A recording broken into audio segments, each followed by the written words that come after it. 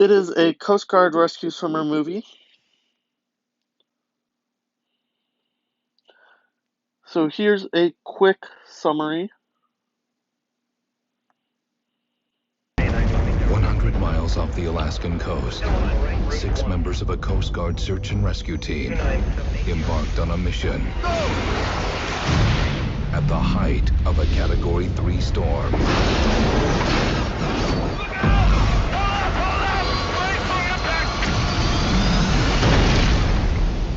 Only one would survive. There's an instructor opening at A school. No, I'm not interested. You can't always be the one in the water, Ben. I need you to train the next generation. That guy who holds all them records? So you ought to let him know I'm about to knock his name off that board. Maybe you should let him know yourself. He's standing in the back of the room.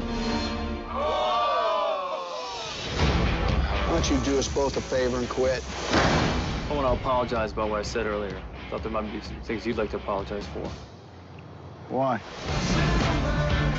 Check it out. She's staring at you. She's not. You gotta make a move. I can't. I get nervous. You want to jump out of helicopters, but you're afraid to go talk to a girl.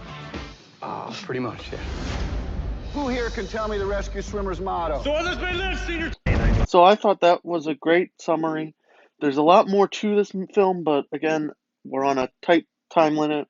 So I want to talk about the different selves. So I'm going to show this short clip and then explain it.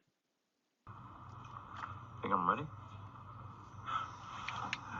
I'm not your teacher anymore, Jake. I'm just your fellow swimmer.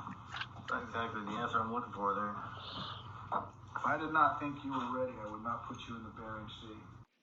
So this was a great show of blind self. Jake Fisher did not know he was ready, and Senior Chief Ben Randall brought it into his open self. Some other places in this movie was unknown self. Ben Randall didn't understand that he had PTSD until it started to show up. And then also hidden self, he was trying to hide the fact that he was torn up and about losing a crew. So next is the culture. Culture is a very tough aspect of this movie. They're very tough. They are the elites of the Coast Guard. So gender-based rules were broken in this because of the guys showing that they're upset, and it's also not proving that the culture is different than what is they try to show.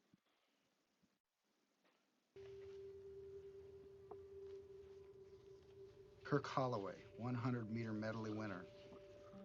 Thrown through the passenger window. Pronounced dead at the scene. Abe Eichmann, first-team All-American. Lungs crushed.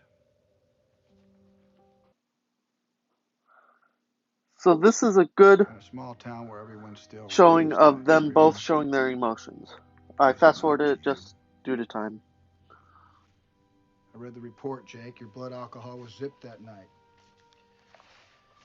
I'm guessing there was a flip for designated driver. You lost. I guess that just makes it all go away, huh? No, it doesn't make it all right. It just makes it an accident. At least that's how it reads.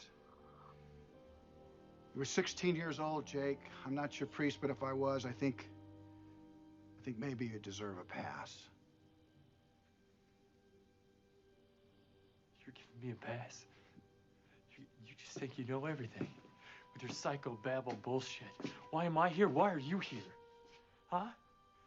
You're too old to be doing this. You're washed up here. You don't want to be teaching a bunch of kids in a pool, am I right? I don't give a shit what you read. This is where Who you Jake talk really to. shows his You emotions. don't know about me.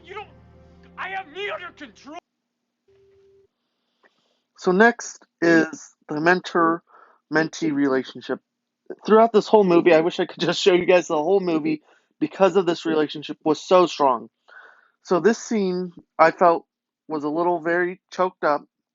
Senior Chief Ben Randall wanted to make sure his mentee could live on. They saw the cable frame, and he knew what he had to do to protect his mentee. He trained his mentee throughout the whole time, and Jake has that very deep connection with his mentor.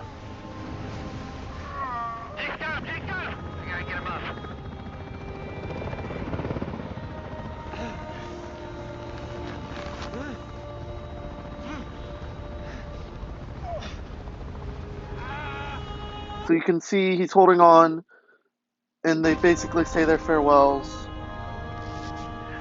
and Jake loses his biggest person in his life, who trained him throughout this whole thing.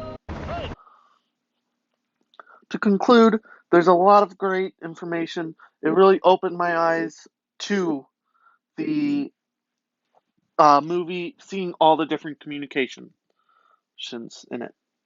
This is my references. Thank you, guys.